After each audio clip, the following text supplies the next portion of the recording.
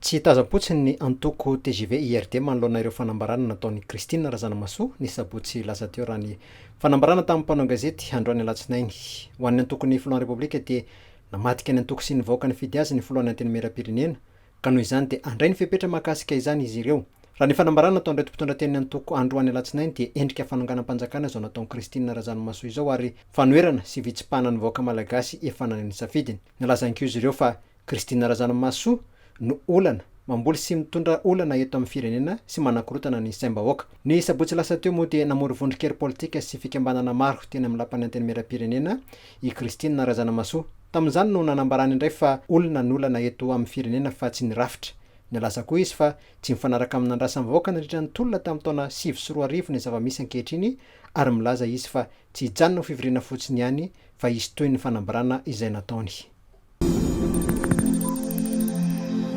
Faresena no azony Madagasikara tetsy amin'ny kianjan'ny Bariama masina ny ariva teo. Niondrika tamin'ny isa roa no ohatra ny Barian'ny Madagasikara nanoloana ny Nosy Be avy atsy Rwanda. Teo amin'ny minitra 7 napiditra ny baolina voalohany ry zareo Rwandais. Io isa iray no ohatra io no nisarahan'ny ekipa rotota tamin'ny fizaram-potoana voalohany. Taty amin'ny minitra farany 7 no natafiditra ny baolina faharoa ihany ry zareo Rwandais. Resy teo amin'ny kianjany araka izany ny Barian'ny Madagasikara tamin'ny ty lalao ara-paralahina izay nifanandrina tamin'ny zareo Rwandais ity.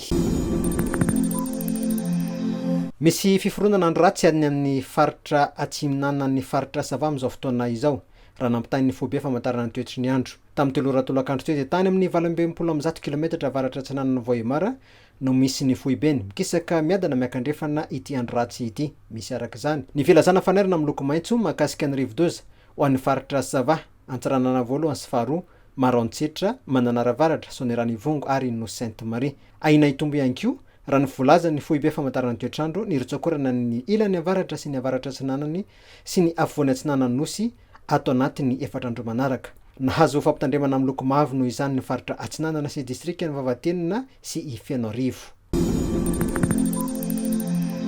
Eo amin'izay andro ratsy izay ihany dia nanapa-kevitra ny ampiato ny fampianarana ao Tomasina ny tompon'andraikitra avy any an-toerana noho ny rotsakorana izay nisesy tato nanomboka ny sabotsy alina teo.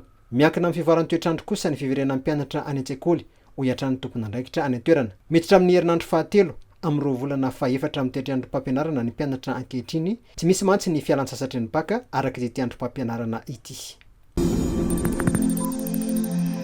Nanomboka ao Malalady dia nitombo indroa isan-kerinandro ny sidina izay ataon'ny kompania Airlink mampitohy an'i Nosy Be sy Afrika Atsimo. Isaka ny alarobia sy alahady no anatanterahany izany. Omaly dia pandemia 70 nikadina atao amin'ny saranam-piaraminidina atao fahasenina avy any Johannesburg. Nanomboka ny 12 Jiona teo 13 no niverina ny sidina izay ataon'ny ty mpandraraha amin'ny fitaterana bakabaka Afrika Atsimo ity amin'ny Nosy Be sy Johannesburg rehefa niatona nandritra ny 3 taona izany vokatry ny valanaretina COVID-19 sy ny fepetra izay noraisy ny fitondram-panjakana malagasy.